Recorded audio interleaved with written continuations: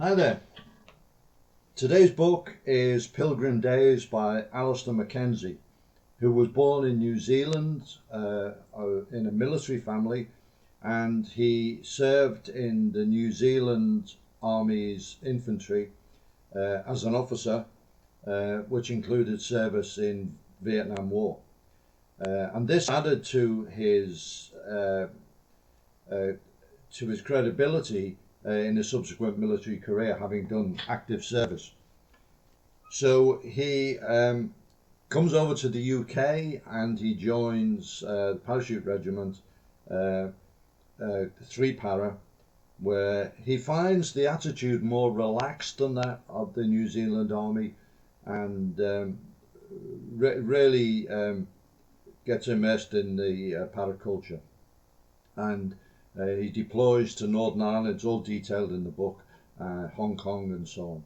Then in 1976 he decides to try for selection for to SAS.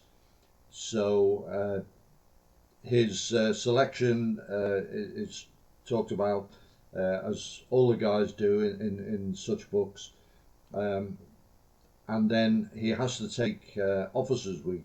And one of the things he mentioned about Officers Week is that 2 of the guys, his fellow officers, cheated, but they were allowed to continue, but then failed, and retook selection and failed. So maybe there's a lesson in that. Officers Week involves arduous physical tasks similar to selection itself, but then with a lot of planning, operational planning, and then the plans are subject to a critique by a board of SAS officers and NCOs, and young officers not usually used to, quite junior NCOs pulling their plans apart, but this is kind of an introduction to the SAS culture. So he passes the whole process and takes over. He's posted to B Squadron, where he takes over 8 Troop, the mobility troop, and there's loads of characters there. They're known as the Lions of Merbat because of the fantastic operation they did during the Oman War. And people like Kevin Walsh, who I heard so many stories about from the guys I was working with, absolute character. Pete Warren was there, who wrote Soldier Eye, which we reviewed. Steve Fraser was the Troop Staff Sergeant, I believe, who was my team leader on a very long job that we did on protection. So with the troop, he is deployed to Northern Ireland, talks about that, and the kind of suspicion that the SAS were held in by the higher command of the army. He talks about that. But then he talks about the counter-terrorist role and the build-up training and all the different aspects that they do in the black role. During that time, he's also sent on a surveillance course with MI5, and as a result of that, is sent to train prospective candidates for 14th Int, the Det, along with Tony Ball, who was running the SAS training area at the time. So that's quite an interesting part, and he's got a lot of good things to say about the Det and their record over the years. Another thing that they do is a 4-man SAS team is sent to the United States ahead of, or during the build-up, the rather advanced preparation for the Winter Olympics that were being held there, and lots of discussions and so on. And there's a panel talking about how you set up a counter-terrorist team and how you select the guys, and a question is proposed that how do you identify guys who are willing to kill and don't freeze at the critical moment. And the FBI chairman turns to Morris Tudor, who's leading the SAS delegation, and he says, well, how do your chaps deal with this problem? And Morris just looks at him and says, well, until you mentioned it, I never realised we had a problem. So that's quite interesting. Alastair McKenzie then leads a BG training team, bodyguard training, to Tanzania to train the presidential detail. After his service is over, he returns to the parachute regiment, to one para this time. Lots of further operations and training there. Then he decides to go to South Africa, where he has applied to join their special forces. But when he gets there, he finds he's not going to be sent to the recce's, the special forces. He suspects that they think he's a spy, and instead he's sent to the newly forming Pathfinders, 44 Para Brigade Pathfinder unit, which is being set up by Colonel Breitenbach.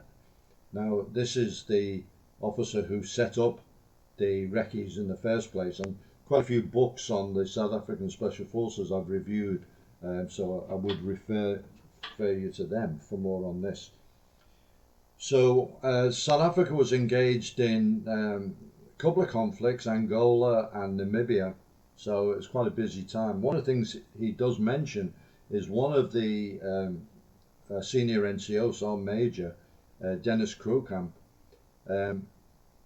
not the most popular guy, former Selous Scout, and one of the chaps decides to kill him and takes him at gunpoint with a machine gun in the ops room, and while Alastair McKenzie's there, and he has to negotiate and defuse the situation, and which he does successfully.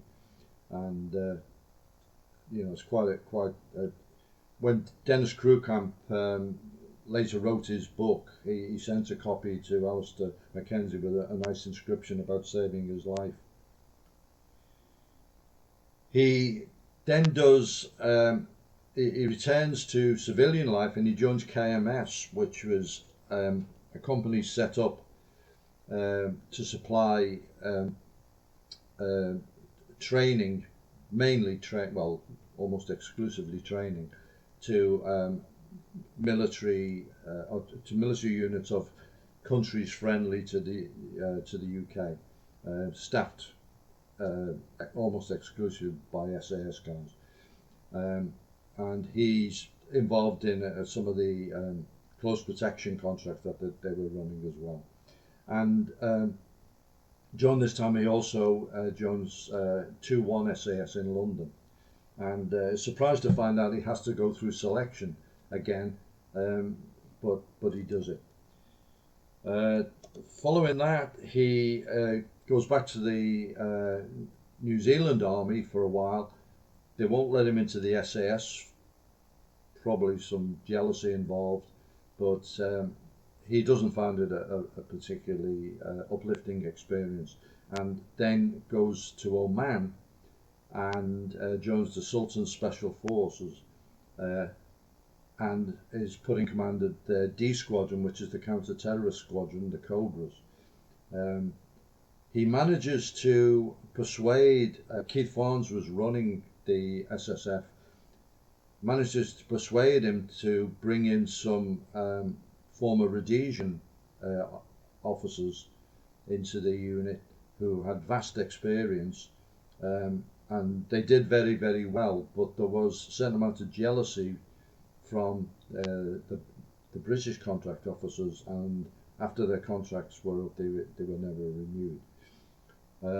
So he takes D Squadron, the Cobras, to train in Hong Kong with the SDU, in the UK with SAS, and also to Germany, to GSG 9. So he then returns to a civilian life and is working for British Aerospace, amongst other companies. Obviously, an amazingly active career, spanning many facets. Fascinating account. I've only brushed over some of the highlights. The book is very detailed, and it's totally interesting and absorbing, and a really great read. Pilgrim Days.